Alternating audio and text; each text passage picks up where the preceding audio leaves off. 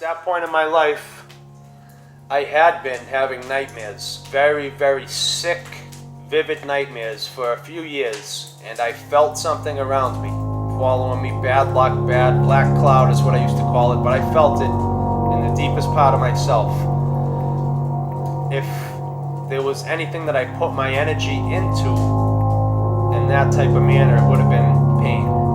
I had these really bad nightmares, and I remember that I would use drugs and alcohol to try and pass out so that I wouldn't experience them, or at least remember experiencing them. I didn't know it then, but I was getting little glimpses of hell, and hell is real.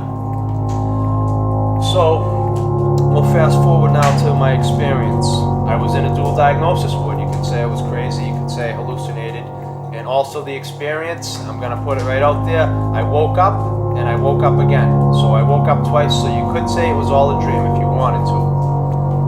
I know better.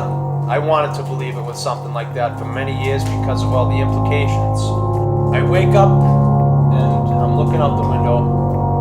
My bed is right under the window, and I can see a little bit of overcast, and very quickly, the sky turned completely black with black, deep, thick black clouds and thunder and lightning that was coming very, very, very rapidly. The thunder and lightning was very fast, and it was shaking the building, and it was so fast and so intense to the point that I was a little frightened, and then at first I felt the building shaking and thought to myself, as an addict does, as I was back then, they're gonna have to take us outside or something, and I'll be able to go have a cigarette or something. And I turned my head back to look out the window, and as I did that, I experienced the room. I remember it was a checkerboard pattern floor, had stretched, basically giving the illusion or impression or whatever you want to say that that roommate who was asleep over there became further away from me. And as I did that, I also noticed a little tiny black spot on the wall directly in front of me, and I thought it was a fly, which also has correlation to what I saw. When I looked at it to focus on what it was, it opened up pretty quickly into a giant opening, and there was a being that was coming out of that portal. And when I saw this being, that part of me that I talked about a few minutes ago, where I knew something was wrong, something bad was around me, got pulled right to the forefront. And this thing was speaking to me, not with words, in my mind, or some other part, my spirit maybe, of trying to instill fear. And I'm not going to say the things it was saying because I don't want to use profanity, but it was using all types of profanity, and I got you, and you knew. It was saying clearly, you knew. And that part of me was pulled right to the forefront of the degenerate and wicked lifestyle that I was living, and was ignoring it. It said, you knew, and it kept getting closer to me. The thing itself looked similar to what a minotaur would be described as, but it was also morphing, moving between that and something what we would call a fallen angel, something that was angelic, beautiful type of person. It was morphing between these things, and it was also, when I tried to focus on any part of it at all, I could see it wasn't solid in the way that it was moving. It was like a whole bunch of intertwined, disgusting mess of just awful things. This thing was getting closer to me, and it was speaking to me, and I remember the distinct impression that when it touched me, I was going with it wherever it came from. Hell is where it came from. And I would have been a trapped soul.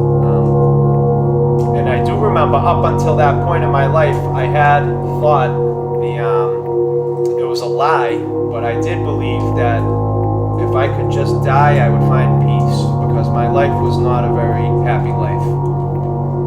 But that's not the case. Not the case at all. If anyone's out there thinking that, I'm telling you right now, it's not going to happen. You need to find Jesus Christ. Believe me or not, but I'm telling you, that is the truth. This thing was almost about to touch me when I said, Jesus Christ, like that. As the very second that I said that, it stopped in its tracks. Its jaw sort of dropped, and the whole composure of the thing changed from being this menacing, very, very terrifying thing to something that shrank away. It shrank away, and as it did, the clouds that were black up there from the beginning of what happened broke. The light broke, pushed them apart, and there was this the brightest light that I've ever seen. I couldn't look at it, it was so bright. And that light stayed up there. That was God, our Father in heaven. But another being also came down, and that was Jesus Christ, and he was just as bright. And the Father stayed, and Jesus came down. And the best way that I could describe it is that as his presence grew, that evil demon's presence, fallen angel, whatever it was, his presence shrank away and left. And Jesus came down to me. I couldn't look at him the way that you can look at somebody. I tried to, and it was so bright. And he told me some things, some very important things. He was like a friend to me. He was like, and he is our friend. And the presence was completely different. It was the most calm and peace, especially just having experienced this other thing. First thing he said to me is, "Do you believe now?" He said, "It's all real."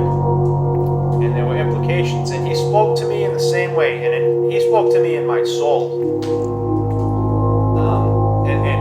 There was some parts of it that were very, very quick and very much information. And the reason I'm saying that is because I remember at one point of this having the thought that I'm never going to remember all this.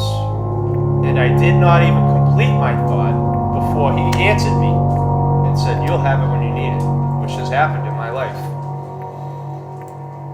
He said to me, "Do you believe now?" And he was my friend, and he was there holding me up.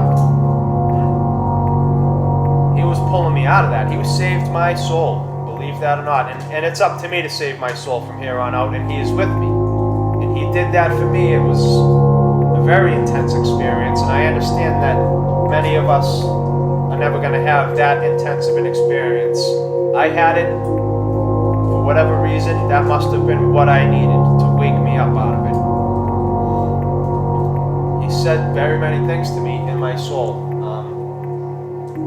And one thing that's important to know before I forget is that after this day, all of those nightmares and very sick dreams that I would have stopped.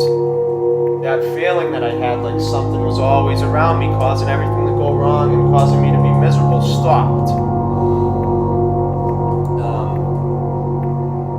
I got clean.